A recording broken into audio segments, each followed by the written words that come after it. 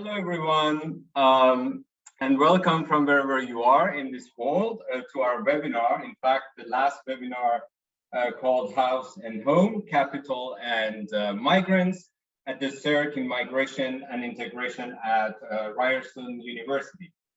My name is Amin Moraddam, and I'm Senior Research Associate here at the CERC.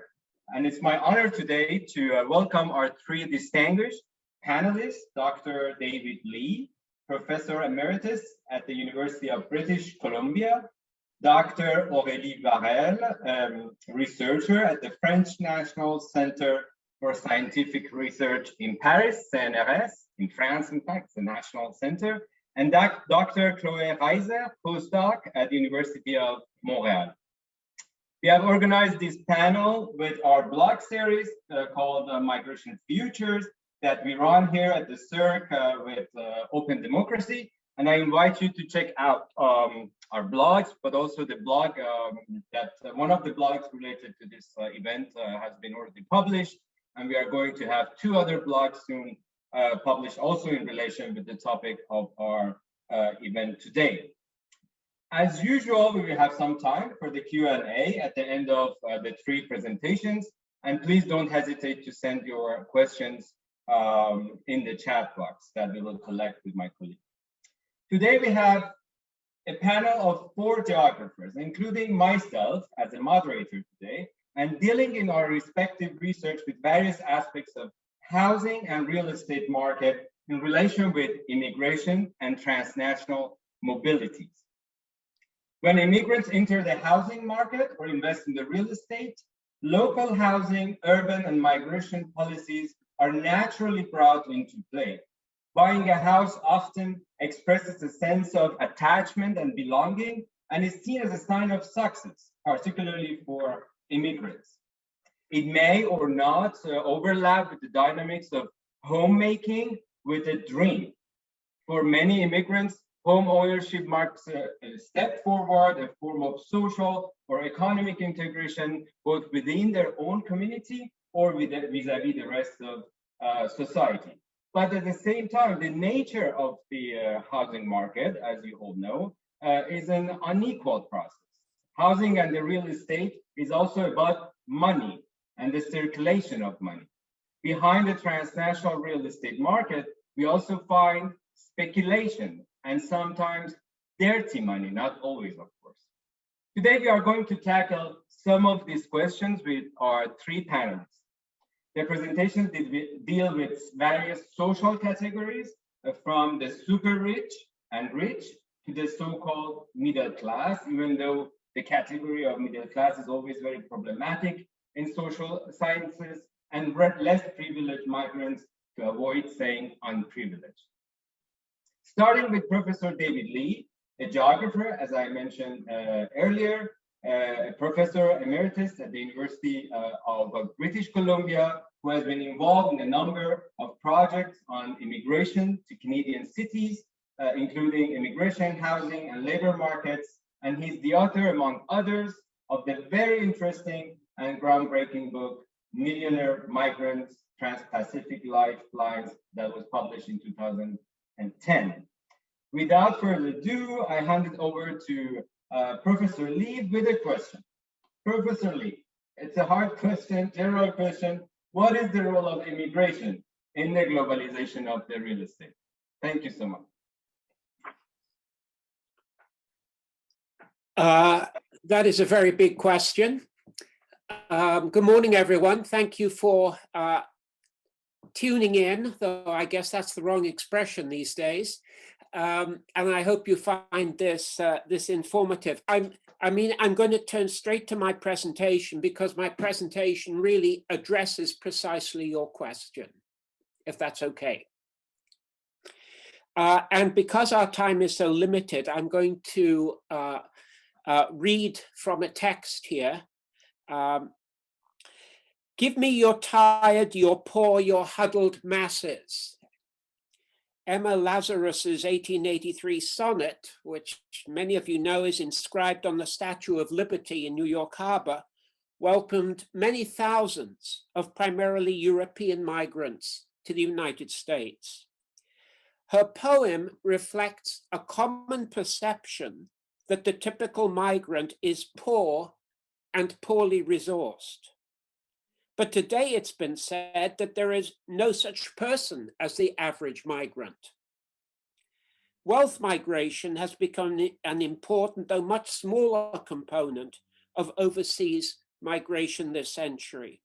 And in this presentation, very briefly, I want to raise some points about the migration of wealthy people, many taking advantage of golden visas, and note their role in shaping a transnational property market. Poor immigrants, of course, enter the rental markets of gateway cities, often in crowded apartments with few amenities, but this is not the case of wealthier migrants.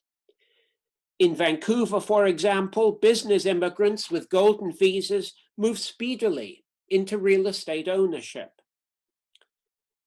And we did some analysis of this migration, which began in the late 1980s and comprised primarily ethnic Chinese from East Asia in Vancouver, rather different mix in Toronto. But separating out this population of new arrivals with Chinese ethnicity in the 1996 census showed that after less than 10 years in Canada, 81% of them were already homeowners. And this, of course, is in Vancouver's very expensive market. In contrast, the home ownership level of the entire population, immigrant and native born, was only 59% in 1996. So very rapid movement into home ownership. The golden visa invariably brings additional investment to the property market. And if sufficient numbers choose the same destination, their combined demand can, of course, raise prices and produce affordability problems for local people. Lisbon has recently experienced exactly this process with the arrival of wealthy migrants, many attracted through golden visas. A current example of the role of wealthy migrants on housing markets comes from London, UK. Following China's imposition of a national security law in Hong Kong last June, some of you will know that Britain assured 3 million Hong Kongers that they would qualify for a British national overseas passport. Applications began this January. Surveys in Hong Kong show that 80% of the population are not optimistic about the city's future. And between last July and this March, residents of Hong Kong bought almost 2,000 dwelling units in London at a cost of almost £1 billion. The combination of Brexit and COVID had left sterling weak on foreign exchanges, and Hong Kong buyers, anticipating, of course, a BNO passport, benefited from currency exchange and were cultivating, one might say, the next green shoots of economic recovery in London real estate. The purchases of wealthy immigrants may establish a transnational property market through a positive feedback loop, whereby information exchange via social networks brings offshore investors to join immigrants in residential purchase overseas.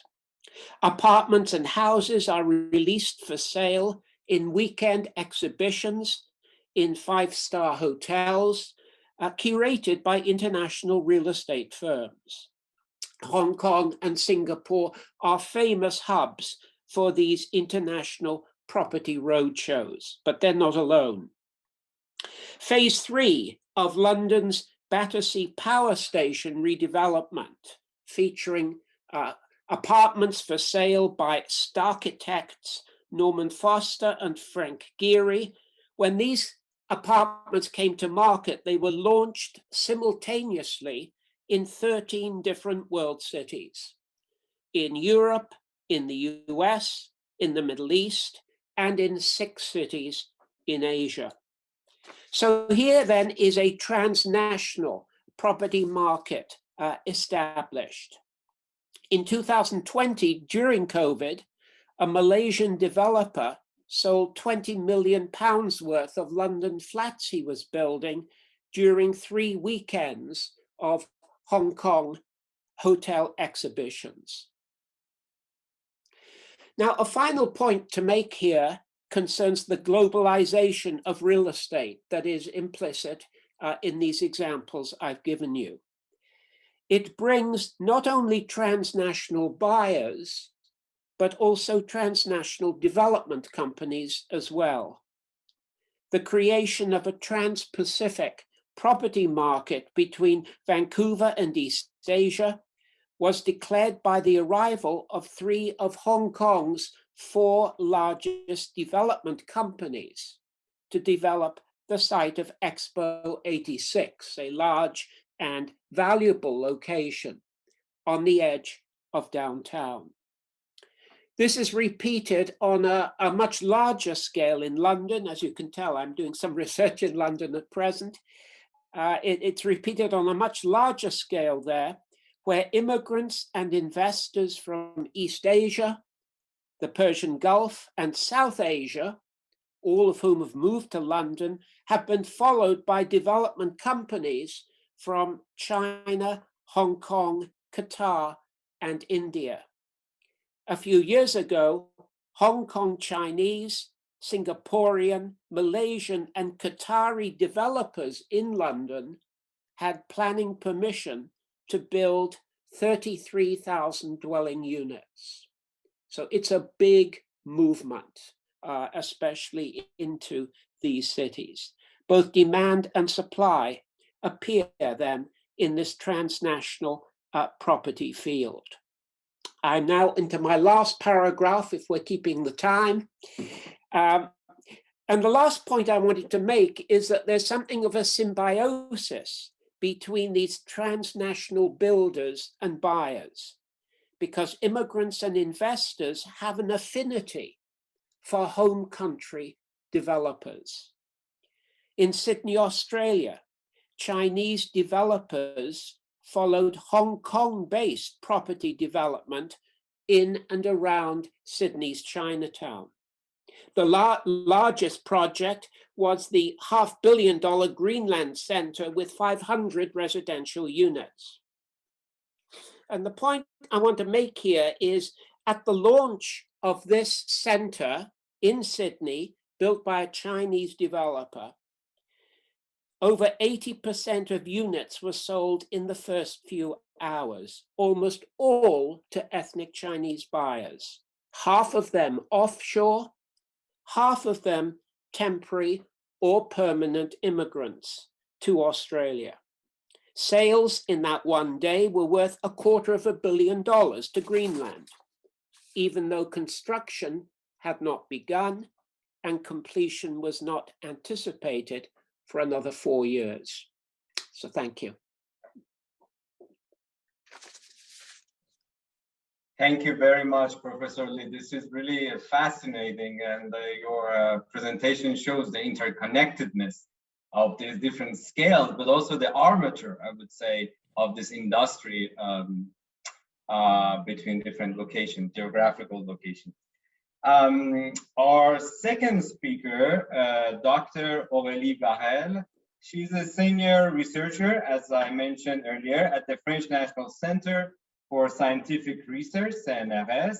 She's also a geographer. We are today a group of geographers, and her research has been dealing with urban studies and migration studies, focusing on the intersection of urban dynamics and international migration, particularly in South Indian cities, and through the research of what you call, Aurélie, homeland real estate. She worked on transnational investment of the Indian diaspora between India and Dubai in the real estate sector, and she's the author, again, among others, of a fascinating research, recent published article a job in Dubai, and an apartment in Bangalore. Dr. Barel, the floor is yours with this question. I should add something here, that my current research is inspired by Aurélie very much. I want to thank you here for being the source of my inspiration. Okay, I'm blushing. Thank you, Amin. Yeah, so a job in Dubai, an apartment in Bangalore, it very much sums up what I've been looking at for 10 years. So my research focuses on transnational real estate dynamics through the case of the Indian diaspora. And what I try to understand is how real estate market and real estate companies in India address the diasporic market. Over the past 2 decades, there's been a huge real estate boom in India, along with a major change of urban landscapes all across the country.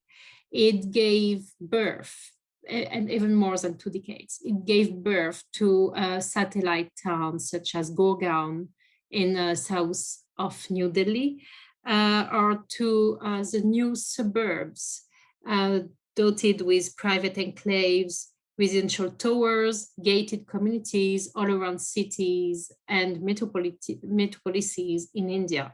The cities I know better are Chennai and Bangalore, the 4th and 5th largest cities in India that are located in South India. So these developers cater for the richer segments of the Indian society, of course. When you develop high-rise condos and gated communities of villas, you cater for the Indian rich. And there are not so many Indian rich, so there is an overproduction crisis. And from the very beginning, Indian developers were aware of it, so they tried to tap the Indian diaspora and the money of the Indian diaspora. And I will not focus today on these hardcore real estate sector dynamics, but I will try to tell you how migrants contribute to the change of Indian urban landscapes. As Amin mentioned, I do conduct fieldwork in Dubai. Dubai is a hotspot of the Indian diaspora. The Indian population is the largest foreign non-Arab population in Dubai. It is the ideal place to market and to sell higher bracket residential goods. The ideal customers are numerous in Dubai. These are the Indian professionals, white collars, people in medical professions, people in finance, people in high-level service sector. And these people would purchase property in India for 3 main reasons that I will try to sum up here quite quickly. First, even for such highly educated, middle-class, white-collar migrants, the UAE is an unsafe place. What I mean here is that in the UAE, you cannot get citizenship, nor you can get, or it's extremely rare to get permanent residency. So people want to buy in India because they need a place to fall back home. And it's a safety in case of any legal or geopolitical or economic catastrophe. And the Indian diaspora in the Gulf has very recent memories of what happened in Syria, or what happened even in 1991, when all the South Asians were repatriated in boats full with people who had to flee in front of the troops when Kuwait was invaded. India is not far away anyway when you're in Dubai. It's a 3 or 4 hours flight, and there are flights all the time. People buy property in, you would tell me, why don't they buy in Dubai? because it's much more expensive. It's cheaper to get a good flat in Bangalore or in Chennai rather than to purchase in Dubai that has positioned its real estate market more for the super rich rather than for migrants. And the last reason for purchasing in such, and yeah, Sintu, can you please show us the first slide I sent you, if you could open it, but maybe my slides cannot be shown.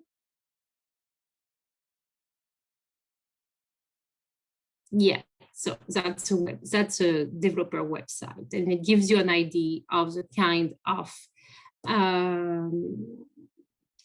of landscapes that these people are investing in. People are purchasing flats in such types of development because builders made it very diasporic customer friendly, meaning what they sell are turnkey residential products. You get a flat in a privatized and gated enclave. It is supposed to be of good quality. It offers maintenance services, which is not offered in a classical middle class house neighborhood in India, where you have to take care yourself or your house. You have to hire staff. You have to hire a watchman. You have to hire a maid. Whereas all these things are usually provided with the purchase by the developer. It is also an investment. And when you buy in such a place, you think of reselling. And in such places, you are quite sure that the resale price will not be lower than what you paid. And this is very important for such migrants because they don't necessarily want to buy a home. Very often, they already have a home. They have their family house somewhere in India, maybe not in the same city, but somewhere. What they're buying is really an asset, something that they want to invest, that maybe they will rent, or maybe they will resell. And it is, again, a security for them. Such developments like on this picture, and maybe I could get the second slide, please. Yeah, thank you. So such large-scale developments that are now commonplace in the suburbs around every million per city in India are meant to be the new middle-class neighborhood. And it has to do also with the search for prestige that such migrants desire. When you hail from a middle-class family in India and you are in Dubai, you have to testify for how much you achieved and the success of your migration. And buying in such a flashy, new, modern, Western-style development does give to your relatives and to the people you know in India all guarantee about the fact that you made it abroad. So as a conclusion, because time is running, I just would like to stress 2 points. I think what I would like to say is that it's very important to include migrants' investment in real estate when we study cities of the global south, but also cities of the north. And we have always to think of migrants as people who can buy back home, of course, but people who also buy where they are currently. And so we have to think about it in a dynamic manner because they very often have a portfolio of residential assets here and there. I'm done. Thank you. Thank you very much, Aurélie. This is fascinating. Again, it shows another layer of these connections through one object, which is the real estate. Last but not least, our speaker, Dr. Chloé Reiser, is also a geographer. Today we are not geographers in general. They are very open to other disciplines, but I don't know, for a reason today we are only geographers. She recently defended her PhD at University of Montreal and University Paris Diderot and she's currently a postdoc at l'Université de Montréal in Montreal.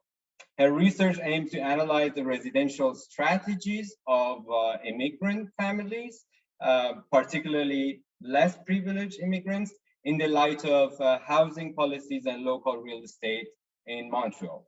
Her presentation is important here to show us that access to property is not just a matter for the rich or super rich, that property is an interdependent phenomena that affects the living conditions of the whole society. So in other words, the dreams of some could be a source of frustration of others. Dr. Reiser, the floor is yours with a question. What is the impact of financialization? I'm sure you will explain about this notion of financialization as well in your presentation of the real estate market and the housing conditions of less privileged social categories. Okay, thank you, Amin, for the question. So this globalization of real estate sector highlighted by my two colleagues had strong impact on the housing condition of the most precarious migrants in Canadian cities. One of the most defining characteristics of recent immigration to Canada has been its heterogeneity. Not only have the source countries of immigration changed, but recent immigrants and refugees also come from a wider spectrum of socio-economic background. And for my part, as Amin pointed out, I've studied more the most vulnerable migrants at the other end of the spectrum. Indeed, in my doctoral research, I analyzed the residential trajectories of disadvantaged and racialized immigrant families living in two transitional neighborhoods of Montreal, Saint-Michel and Park Extension. And the challenge was to articulate these individual household trajectories with the recent dynamics that affect the two neighborhoods' housing market at a more local level and question their receiving function for migrants. So this is what I want to present you today. What are the effects of the persisting housing crisis caused partly by the financialization of housing on the housing trajectories of the most vulnerable migrants in large Canadian cities? Indeed, the housing condition of immigrants must be understood within the broader context of the change currently taking place in Montreal housing market. While the housing crisis of the early 2000s seemed to have been solved, there has been a new decrease since 2015 in the vacancy rate and a strong rise of rental housing prices in Montreal. Several studies suggest that this shortage of affordable housing can be explained not only by the increase of the demand, but especially by the financialization of housing in Canada, which means the tendency of housing markets to be subjected more and more to logics of financial accumulation. These financial activities are not only the domain of banks or large real estate developers, they are also the result of political and fiscal decisions made by neoliberal governance. For instance, policies to attract foreign investments, as David Lee and Aurélie Varel already talked about. At a more local scale, in the immigrant neighborhood of Park Extension and Saint-Michel, this general housing crisis occurring in Montreal and policies of revitalization led by the municipality provoked a general rent increase and the decrease of vacancy rates in these neighborhoods. In addition to this housing crisis context, since the early 2000s, the socio-economic integration of immigrants has become more challenging in Canada's major cities. Immigrants are facing many issues, including the difficulty to access affordable housing. Some researchers show that most immigrant households spend a significant portion of their income on housing and tend to experience more precarious conditions than native-born residents, sometimes long after their arrival. To explain this situation, several studies have highlighted the specific obstacles that immigrants face in terms of housing. Indeed, while finding a home in a complex housing market with very low vacancy rates is a challenge for any household, lack of knowledge about local housing markets or tenant rights, linguistic barriers, Lack of credit history and or financial guarantors and various forms of discrimination are additional obstacles to the housing search for immigrants. So how these affect the residential trajectories of the migrant families I met? I will take some example in the two neighborhoods I study, Parc Extension and Saint-Michel. In these two immigrant neighborhoods, where discrimination was not very prevalent before, tenants' rights organizations have observed a sharp increase in discriminatory practice by landlords since the housing crisis began. Local organizations also note that immigrants are among the first to suffer the loss of their housing following a repossession or eviction due to renovation. With the decline in the supply of affordable housing and the increase of discrimination practices in these two transitional neighborhoods, there are two significant changes to the usual residential trajectories of immigrant families. First, some residents are forced to leave and move away from the center to find subsidized housing or more affordable housing. We could talk here about exclusionary displacement, as the quotation from a resident of Saint-Michel shows. Everyone wants to stay in the neighborhood. People don't move because life is cheaper here. I love this neighborhood. I don't want to leave, but there is nothing. I look at everything, there is no accommodation for me.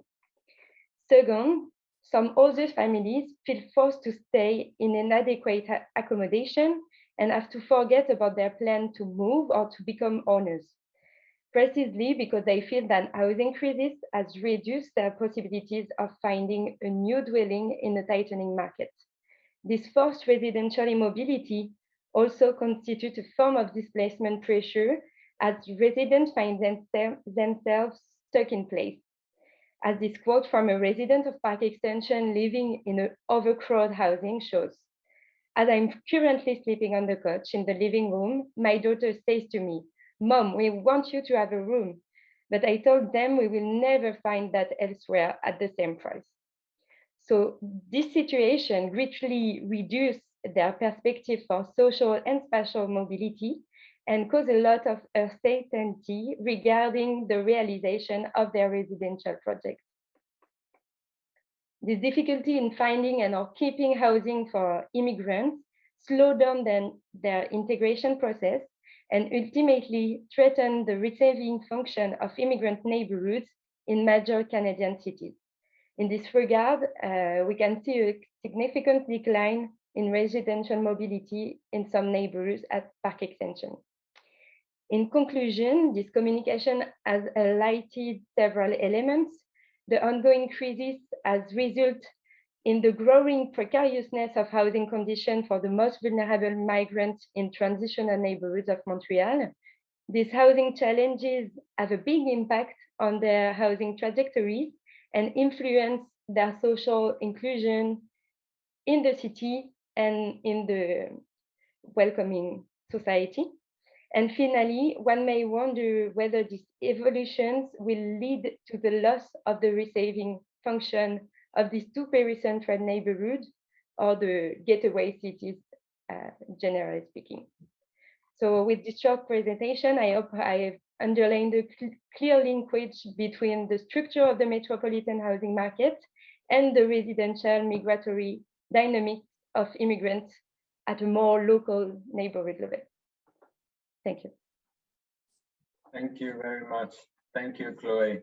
So we have a few minutes for discussion between panelists, and then we will have our Q&A with the audience. I have a question for all of you, but if you, please don't hesitate. If you have any question for each other, or I have a question for each of my colleagues. Do you want me to present them now or wait for your question? Yes, please go ahead. I enjoyed both of these presentations, and the fact they were different but complementary, I think, added to their interest. The question for Aurélie is, I was very interested with your discussion of sales through the diaspora, and presumably these are real estate companies working for developers, but they're Indian real estate companies that are doing the selling. I was wondering whether there is any evidence of Indian development companies following the diaspora.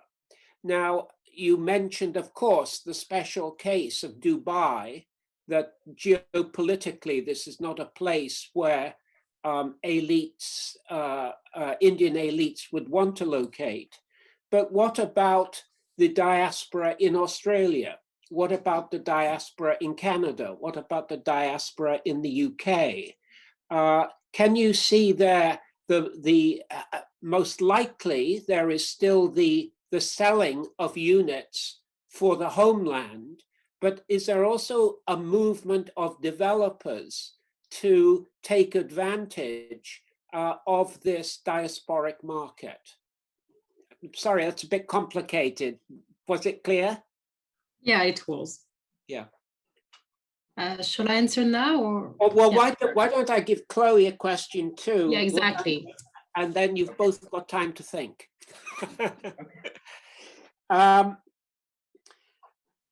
Chloe, I'm wondering to what extent it is still the case that you're finding in Montreal that a residential strategy of low-income immigrants is to take advantage of their own extended family networks. I'm thinking of earlier migrations to Canada from Italy and actually continuing from South Asia, where low individual incomes become a large household income through pooling, which enables people to enter the housing market, which they could not possibly do on the basis of one or perhaps even two incomes. So I'm wondering whether you're finding this residential strategy in your two neighborhoods. Just, yeah, very brief, please, so we have enough time for Q&A with the audience. Thank you. Yeah, but it was a very long question, so I will try to answer quickly to everything. Yes, David, definitely the real estate companies are Indian, and there are usually branches of big building companies. And there's definitely an Indian ethnic business niche specialized in this real estate market sale in Dubai. I can even tell you in which area of the cities are located. And it's a whole economic ecosystem operating in Dubai that operates actually from Dubai for the whole of the UAE and even for the neighboring countries of the Gulf, because the climate in Dubai is more business friendly to these companies to have representatives and to send from time to time even marketing teams to market their products. And there are property fairs specialized on India taking place almost every month in Dubai. And when you go there, and it will be the topic of my blogs that will be posted in a couple of days, there are only Indian people, you know, be it the salesperson, the marketing person, the hostess at the entrance, and the customers. Everybody is Indian, except for me when I go. The second point would be that in Dubai, actually, the Indian elite does own property. It's very much a playground for the Indian elite, purchasing flats, but they would purchase, you know, top floor, huge apartments in the most gorgeous places of Dubai, because it is only 3 hours flight from India. And recently with the COVID crisis, you could see private jets taking off from New Delhi, from Mumbai, from Bangalore, to take all these Indians super rich, taking refuge in Dubai in their huge penthouses. So there's definitely a market here also for the Indian super rich. And what about other locations? I could tell you that it does happen also in other locations, but I'm very much an empirical person, and I didn't do field work in other places than Dubai, so I will not say anything precise about it. But yeah, it's happening worldwide. Yes, and for me, yes, this situation is still relevant in Montreal and in the two neighborhoods I studied. And I was looking at the entire residential trajectory since the arrival in Montreal, where the family is really important also because they welcome sometime for a long time their families at home. And it's interesting also to look at the end of the residential trajectories and how some families pool their saving in collectively to buy sometimes a home also. So it's really still relevant, the main importance of the family and the other income, the larger income of the family for this residential trajectory in the two neighborhoods. Thank you very much.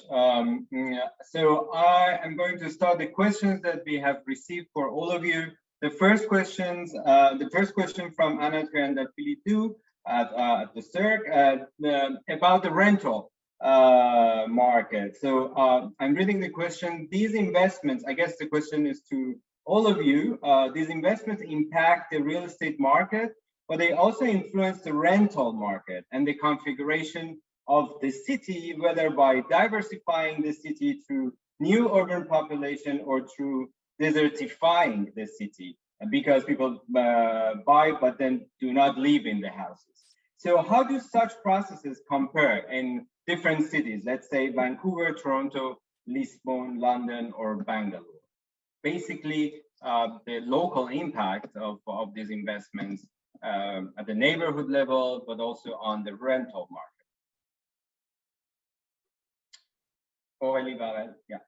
Yeah, if I may, Anna, it's a very good question, because there's definitely a life cycle of these new apartment buildings, meaning they are mostly sent to people who are investors. So in the beginning, these buildings are half or even 70% empty, and you can see it from outside because they have balconies and so on, and almost everything is empty.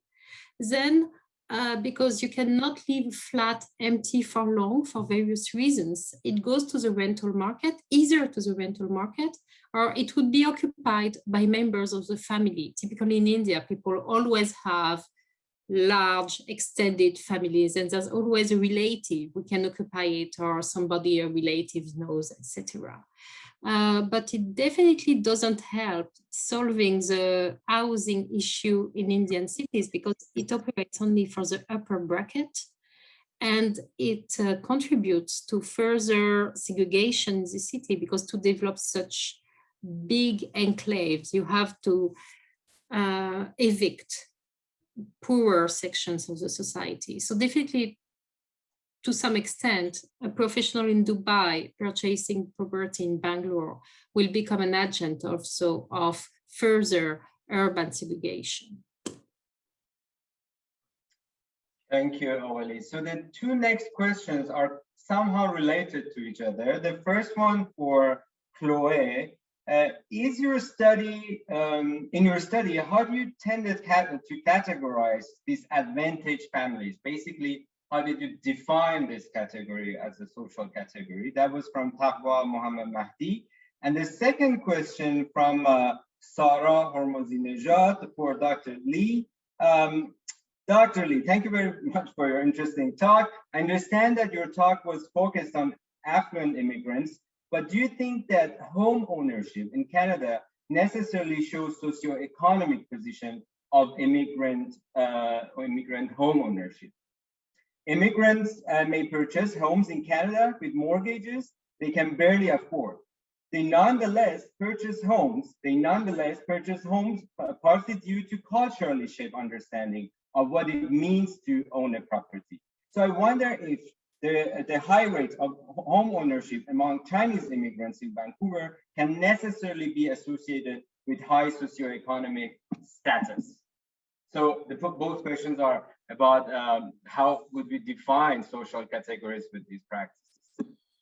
Yes. Chloe. So I begin, but it's difficult to distinctly categorize the most vulnerable immigrants in the housing market, because immigrants are at the intersection of different vulnerability factors. Thus, to understand which factors have an influence on the residential experiences of immigrants in Canadian city, we have to articulate both race, class, gender, and other factors. And for me, I don't choose one category of immigrants or choose by their income, but I enter by the neighborhood, by the localization of the neighborhood. So, but however, there is some factor that increase residential vulnerability. For instance, recent immigrants are among the most precarious, particularly in Montreal. Similarly, when looking at immigration status, refugees are among the most vulnerable categories compared to family class or economic class. And finally, visible minority status may be a factor in cross vulnerability. So, and in my research, for example, single parent households, member of large families, or families depending on social assistance were among the most vulnerable. So, yes, to define exactly disadvantaged migrants, it's difficult, but it's like the intersection of these different factors of vulnerability. Thank you, Chloe. Thank you for the question about home ownership. As I understand it, you're asking, is there a need to consider cultural as well as socioeconomic capacity in home purchase? The answer is yes, there is. There are cultural variations. Thinking of immigrants to Canada, immigrants from East Asia, immigrants from South Asia, immigrants from Southern Europe are all groups for whom culturally home ownership seems to be more important than immigrants from Northern Europe. So that if you hold socioeconomic status constant, you would find that the home ownership level would actually be a bit lower for people from Northern Europe. So I think that's the short answer to your question. There could be a longer one in terms of the Chinese diaspora that I know best of these groups, but I think in terms of our time constraints, I should stop there. Thank you, David. Our next question from John Carla at the CERC, and it's a very interesting question on the policy aspect of this situation of accessibility and affordability of housing for immigrants. In other words, do you have any policy recommendation to improve the situation?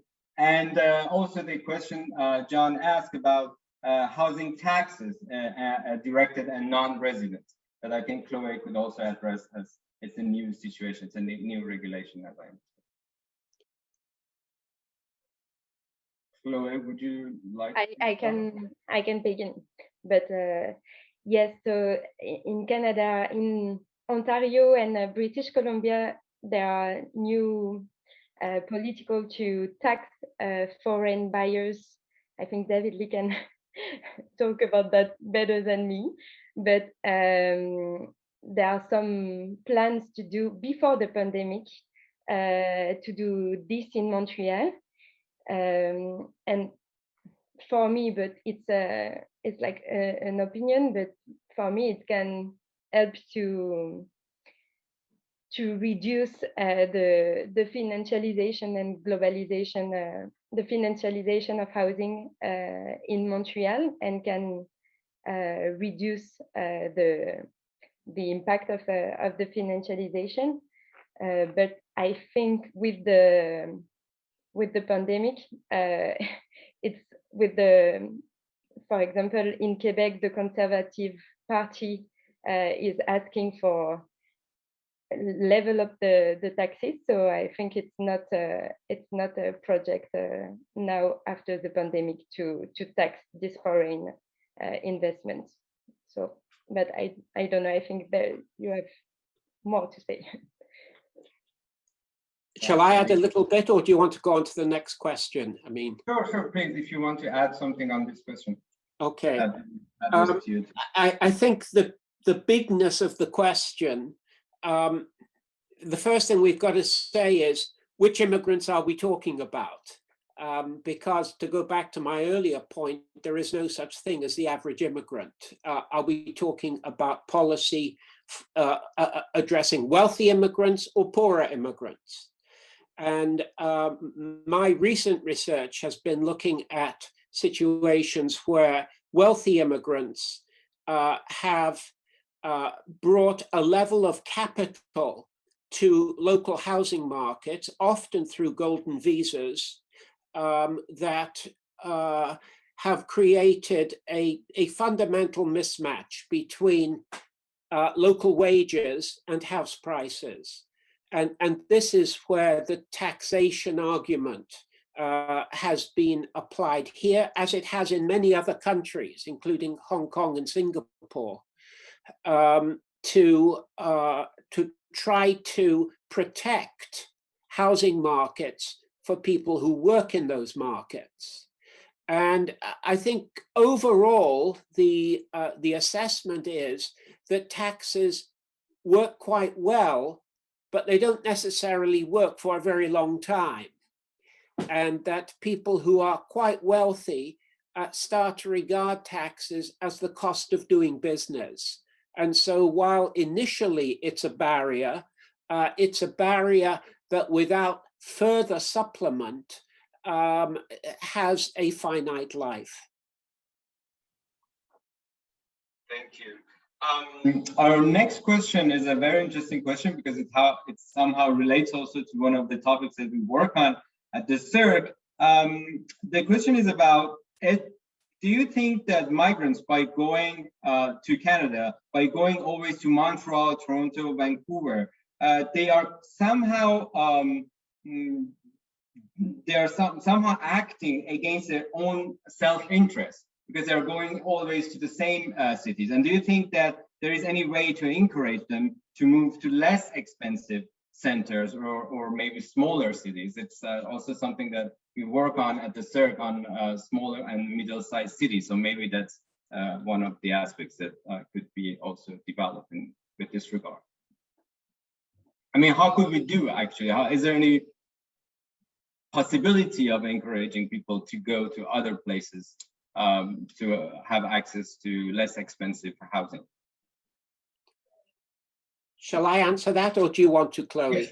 Yes, Professor Lee. Yeah. And then I think the first thing to say is that while this has indeed been a remarkably solid generalization that Toronto, Montreal, Vancouver have attracted, I forget the figures now, what, 75% of immigrants maybe 20 years ago, that proportion is declining, and some dispersal is occurring.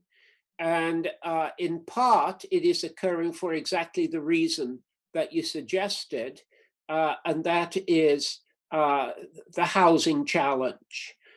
For example, very few refugees come to Vancouver, far below the proportion you would expect. And those who come, the immigrant serving agencies here have a tremendously hard time finding housing for them. And this information works its way back through networks. So why do they come to these major cities? Well, two reasons primarily. One, there is usually a welcoming community there. That is a homeland community that will provide a number of different services to them for the short term and maybe the long term. And secondly, that's where the jobs are. It is these cities that have frequently been growing the most. But if you can identify job growth areas in smaller towns, then immigrants will go there. Look at the immigrants in the meat packing plants in small towns in Alberta in particular. They're amazingly diversified towns, and they're small towns, 10,000 people, 20,000 people, but so I think these are some of the issues. Thank you, Chloe or Oli. No, it's difficult to add. I want just to add to this point about some families I met begin in some smaller cities than Montreal, and after they go back to Montreal because they didn't find a job in there. So I think it's not housing the only one parameters, as Chantal is may in the conversation saying, but it's also like all the job, the professional activities available in these smaller cities also. And I'm beginning a postdoc in St. John, New Brunswick, a smaller city, and I want to see, because there are some refugees there, and I want to see how this will impact on housing for them. So. Great, that's very interesting. So probably our last question for Professor Lee, but also I guess for Chloe, do you think the inclusionary zoning policy would have an impact on or leveraging the foreign real investment and tackling local housing crisis? Do you think that's a way of solving the problem? Okay, by inclusionary, what is being suggested is the dissolution of existing zoning so that only single-family residences can be built in those zoned areas. That's what the presenter means, I'm taking, as inclusionary zoning or inclusionary policy. Yes. Yeah. Well, certainly one can see that the current policy, which is letting condos be built virtually wherever, is not helping affordability. Not only are they high priced, but they're forcing up land prices as well. And so I think the status quo is not workable. Now, my primary knowledge here is Vancouver and Toronto, but what you have to do to create affordable housing strictly through the market is build at very high densities. Of course, building at high densities doesn't necessarily create affordable housing because many of these condos are high density. But if you're coming into a non-apartment area, typically it's high densities that will bring down prices. The challenge here is how do you manage the distribution of high density rentals in a single family neighborhood. This is very challenging. The amenities aren't there. Typically, neighborhoods have been built according to a zoning plan, and all of the amenities reflect that, parks, schools, and so on. And of course, the residents of those neighborhoods would have opinions about this as well. And so politically, I think it would be courageous councils that would be too radical with this proposal. But bottom line is, if we are only depending on the market, and that raises a whole set of other issues, high density rental is the only solution. Thank you very much. That was really fascinating, and the time is over. I think we were giving two more minutes, and a short question for all of you, and then we wrap up.